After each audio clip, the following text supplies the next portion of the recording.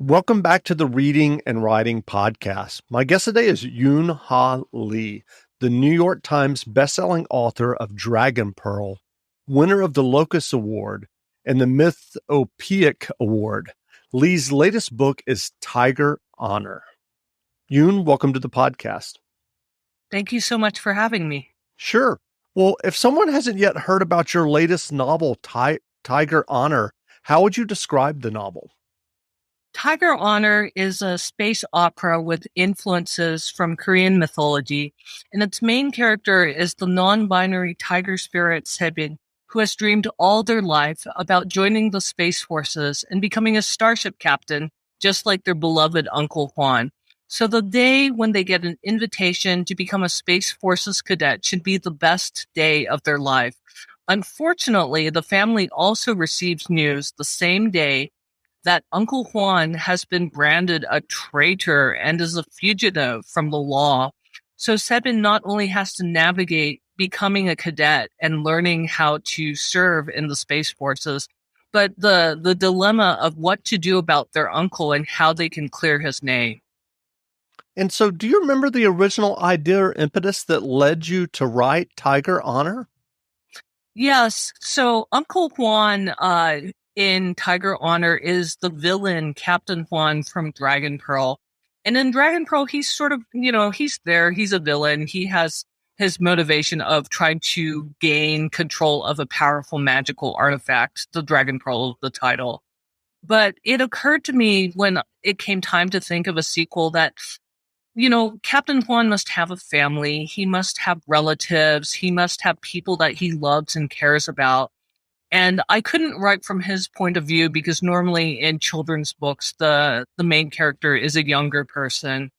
But I could write about one of those relatives. And that's how Sebin came into being as someone who knew Uncle Juan as an affectionate uncle, essentially.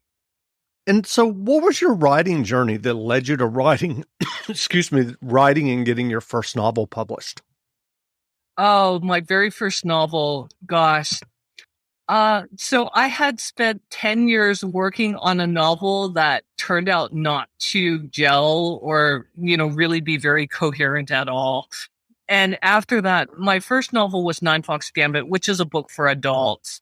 And I spent several years writing that and kind of learning how to novel because I'd started in short stories and, you can bang out a 5,000 word short story in a week or a few days, but I am not fast enough to bang out an 80,000, 100,000 word novel in a few days. It usually takes me a few months.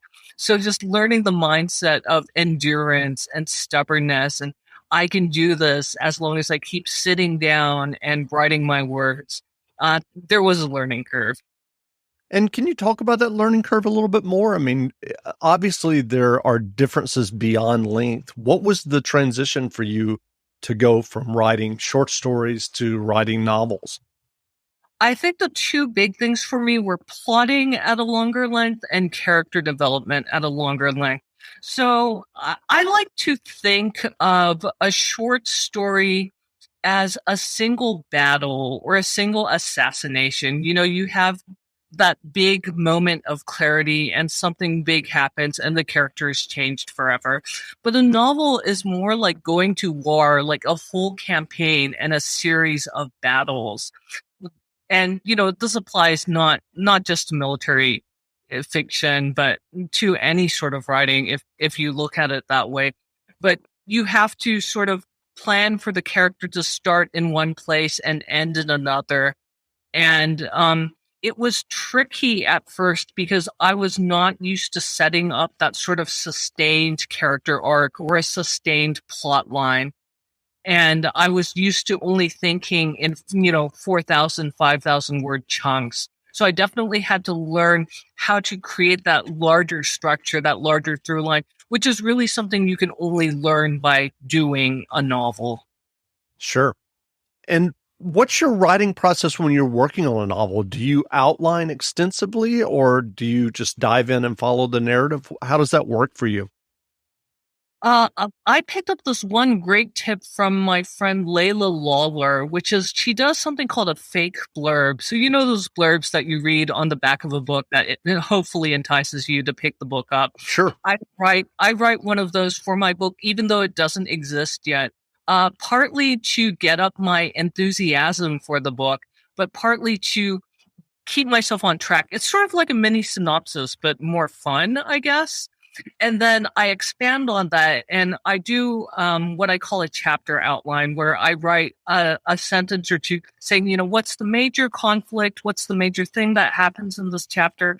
And what's I call it an out, but sort of a mini cliffhanger. What do I end the chapter on? Because you don't want to end the chapter with, oh, and they went to sleep and it's boring and it's a great time to put down the book and do something else. You want to end on something that propels the reader into the next chapter and keeps them reading. I mean, I hope.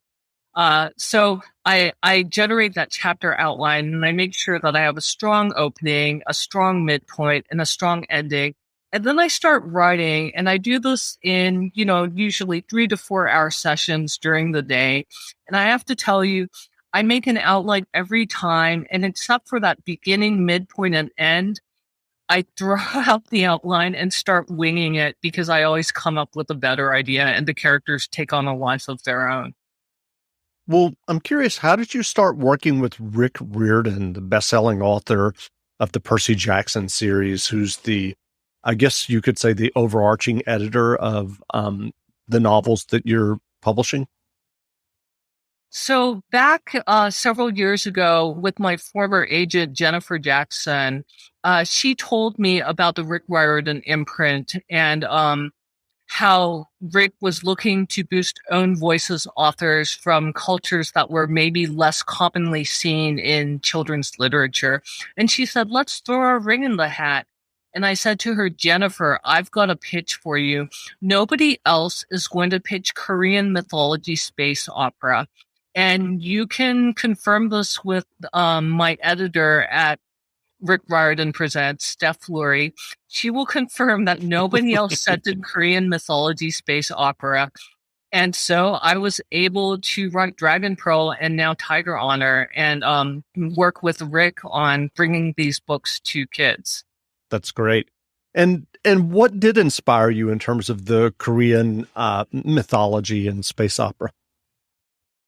I think part of it was growing up with the folklore as a kid. So I'm Korean American and I spent half my childhood in South Korea. So one thing I did have going for me was that, in South Korea, obviously all the media features Koreans. And I would hear folk stories from my mom or my dad. My dad had this one story where it's about a monster that eats metal and becomes bigger and bigger. And then I'm like, Dad, how does it end? How did they get rid of the monster? And he's like, I don't remember the ending. And I'm like, how can you do this to me? But, my mom would have stories about tigers who tried to eat children and fox spirits who tried to eat unwary travelers. There's a lot of eating going on in these stories. And I think my ancestors led a more perilous existence than I did. But, I have often thought that if fox spirits or goblins or tiger spirits really existed, they would not be stuck with medieval technology. They would be coming into the future with us. They would have cell phones. They would have Twitter accounts. They would be on Facebook or, TikTok or whatever the hot new thing is. So I thought, why not extrapolate that further and bring them into the future? That's great. Well, what writing advice would you offer for those who are working on their own stories and novels? I would say that the most important thing I learned was that so there's a lot of writing advice out there, and some of it you will find helpful and some of it you will not find helpful. Let's take an example. A lot of people will say that in order to be a writer, you have to write every day. And I'm not saying this is bad advice. I'm saying this is contextual advice. It really depends on who you are as a writer. I have a friend who has to write every day or she loses her momentum and falls out of the book. And obviously that's bad. But I'm different from my friend. I need periods of thinking time where I can sort of ruminate about my book and ponder my next move. So I actually need to take days off from writing and spend time planning that next move. And if I wrote every day, I would actually run into a wall. So it's not so much about specific writing advice as finding the advice that's right for you. And you should try different things until you find the method that works for you. And it's going to be different for every writer. That's great. Well, are you working on a new novel now? Yes, I actually am writing the sequel to Tiger Honor, and it features Min from Dragon Pearl, who's a fox spirit, and Sebin, the tiger spirit from Tiger Honor, and they both have to survive on a death planet, and I have all sorts of trouble planned for them. Well, what novels or nonfiction books have you read recently that you enjoyed? I'm currently reading Rebecca Roanhorse's Race to the Sun, which is also in the Rick Riordan Presents imprint. And it's about Navajo Diné folklore and history. And the thing that I enjoyed most was a reread from last year, Gideon the Ninth and Harrow the Ninth by Tamsin Ware, and a YA novel that I really enjoyed recently, which is sort of, it mashes up Chinese historical influences with mecha. It's Iron Widow by forgive me, I don't know how to pronounce their name, but Shiran J. Xiao, Zhao is the last name, Sure. and it's a terrific adventure. That's great. Well, where can people find you online if they want to learn more about you and your novels? I have a website at yoonhalee.com. That's YOONHALEE.com. And I also have a Twitter account at Deuce of Gears, DEUCEOFGEARS.